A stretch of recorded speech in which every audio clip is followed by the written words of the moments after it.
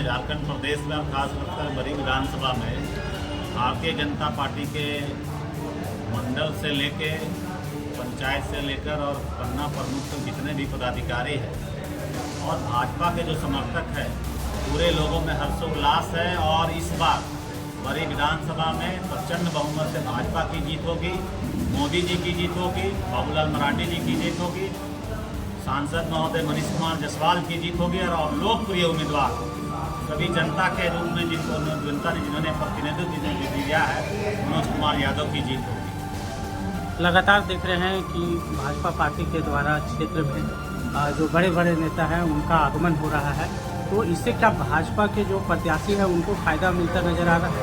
निश्चित है, संगठन के लोग प्रदेश से या केंद्र से जितना भी आगमन हमारे बड़ी विधानसभा के विभिन्न क्षेत्रों में हो रहा है, निश्चित है कि भाजपा के प्रत्याशी को उनको काफ़ी सहयोग मिल रहा है और पार्टी उतने ही रूप में सक्रिय हो रही है और अच्छे ढंग से अपने शक्ति को प्रदर्शन कर रही है, जिसका परिणाम आप 13 तारीख को मतदान है उस दिन भी देखने को मिलेगा और 22 तारीख को जो रिजल्ट हमारा है वह सामने मैंने तय है कि भारतीय जनता पार्टी प्रचंड बहुमत से जीत सकेगी। बरही सीट पर क्या भाजपा फिर वापसी करने जा रही है? ये सीट हर हाल में हम लोग बड़ी विधानसभा की सीट हर हाल में जीतेंगे, क्योंकि पिछले लोकसभा के चुनाव में हम लोगों ने 81,000 वोटों से बड़ी विधानसभा से बढ़त बनाया था और पूरे भारतीय जनता पार्टी बड़ी विधानसभा के सभी सदस्यों का, देवतुल्य सदस्यों का, समर्थकों का यह अभियान है कि हम लोग जो 81,000 का जो टारगेट है उसको हम 1 लाख से ऊपर के लक्ष्य में ले जाके रखेंगे। देखिए, आम जनता सहित प्रत्येक कार्यकर्ता में इस बार इस बात का उत्साह है कि झारखंड में भी और बरही में भी भारतीय जनता पार्टी की जीत सुनिश्चित है। आम जनता रोटी, बेटी और माटी के सम्मान के लिए पूरी लड़ाई लड़ने को तैयार है। इस बार भारतीय जनता पार्टी का हर कार्यकर्ता ने तय कर लिया है, चाहे कुछ भी हो जाए, हम बरही में भी भारतीय जनता पार्टी का विधायक मनोज कुमार यादव जी, जो कि लोकप्रिय प्रत्याशी हैं, उनको जिताएंगे और झारखंड में भी हेमंत सोरेन की जो सरकार है, उस सरकार के कुशासन से इस झारखंड को मुक्त दिलाएंगे और भारत माता के फूल पे झारखंड में कमल छाप का निशान है।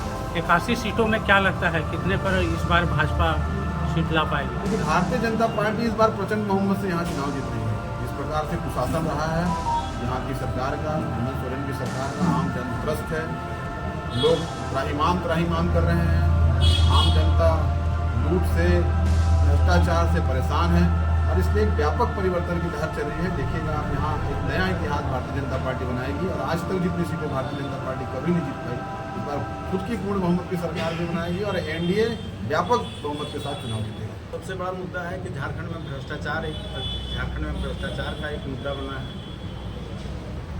दूसरा एक मुद्दा यह भी है कि जो यहाँ पर कांग्रेस पार्टी जो यहाँ पर उम्मीदवार बनाई है, जो इसके पहले जो विधायक थे, कांग्रेस के विधायक थे, उनके खिलाफ भी, उनके भ्रष्टाचार के खिलाफ भी यहाँ एक मुद्दा बना है। दूसरी बात, जो अभी प्रत्याशी बने हैं, इनके ऊपर जो विधायक थे, जो स्थानीय विधायक थे, उनका आरोप है कि कांग्रेस पार्टी 2 करोड़ रुपए में यह सीट को बेची है, यह टिकट को बेची है, यह भी मुद्दा है। और जो कांग्रेस के प्रत्याशी जिसको बनाया गया है, वे 300 किलोमीटर दूर के हैं। 2014 में उनकी माताश्री चुनाव लड़ी थी। 2014 के बाद जनता का कहीं सुध ही नहीं हुई। कोई भी कार्यकर्ता के लिए अगर चुनाव लड़ना ही था तो किसी भी कार्यकर्ता को सुख दुख में वो कभी साथ नहीं रहे। किसी तरह का एक होता है कि जब कोई चुनाव लड़ते हैं तो खींचता है, पिटता है, थोड़ा सा रगड़ घसड़ होता है। उन्होंने कोई क्षेत्र में काम नहीं किया, जनता में उनको कोई पहचान नहीं है और यही हम लोगों का मुख्य मुद्दा है। झारखंड सरकार का मुद्दा तो है ही, भय, भूख, भ्रष्टाचार तो इसके शासनकाल में चरम सीमा पर पहुंच गया।